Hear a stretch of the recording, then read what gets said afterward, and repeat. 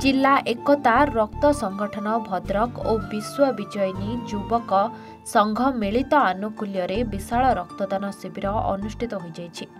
रक्तदान शिविर में मुख्य अतिथि भाव सहकारी जिलापाल कार्तिक नाथ मंडल, मुख्य प्रवक्ता भाव ज्ञान पाणी, वरिष्ठ सांबादिक एवं सम्मानित अतिथि भाव माधव मल्लिक और जिला एकता रक्त संगठन भद्रक और विश्व विजयिनी युवक संघर समस्त सदस्य मानक उपस्थिति रे एही कार्यक्रम सफलतार सह अनुष्ठित हो जाइछि।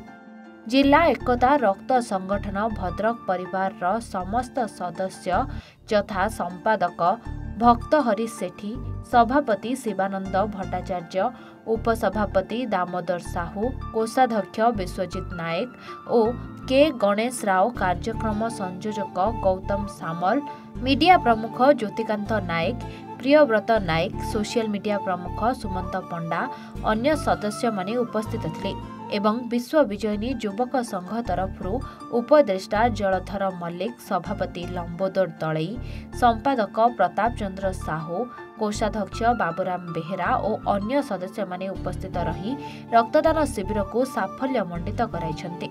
आजिर एही रक्तदान शिविर रे समुदाय 41 यूनिट रक्त संग्रह होई परिछि।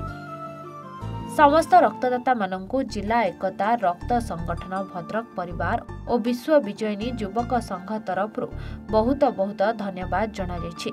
मो ना शिवानंद भट्टाचार्य जी, जिला एकता रक्त संगठन सभापति। आमर रक्तदान गोटे शिविर होची। आमर प्रकृत प्रथम गोटे होची मूल लक्ष्य रक्त अभाव कहार जीवन न जाऊ, से प्रयास को लेकिन आज आगे बढ़ी चलीचु।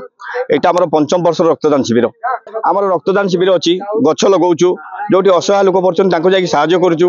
जो गोटे लगे जो दाना गला जो बात्या दाना समय आम जा बहुत लोगों को साहय भी करूँ। गछ दे गछ देले गछ लगे आम जो बर्तमान वायुमंडल को दूषित हो जाए बर्तमान माने वायुमंडल को दूषित करने माने भल करने बर्तमान समस्त गोटे गछ दौचु, गछ सहित गोटे ट्रफी दौचु।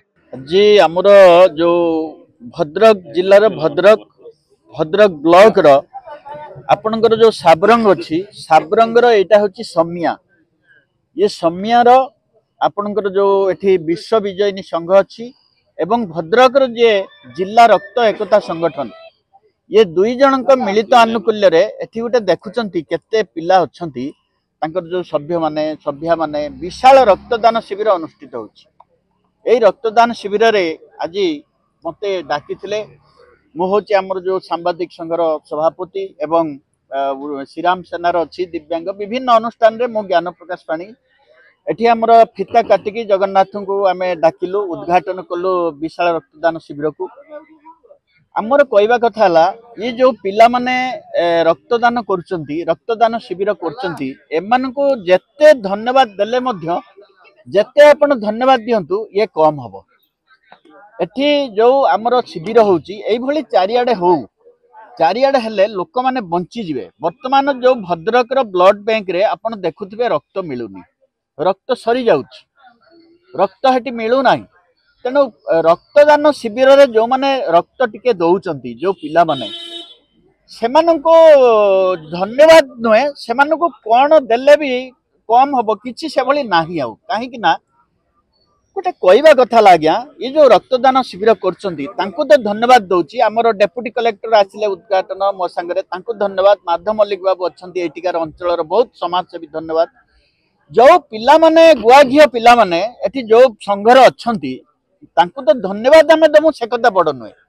आपण गोटे शुणंतु, गोटे ठाकुर पूजा करंतु किंबा होम यज्ञ करंतु, जो भली काम जो ठाकुर आपण डाकुचंती जे कोन पई पूजा करचंती आपनको मानसिकता सफल पई, किंतु गोटे रक्तदान जे करिथिबो ताठू आज्ञा बेसी सफलता आपण भगवान आपनको देबे। एटा ख्याल करंतु।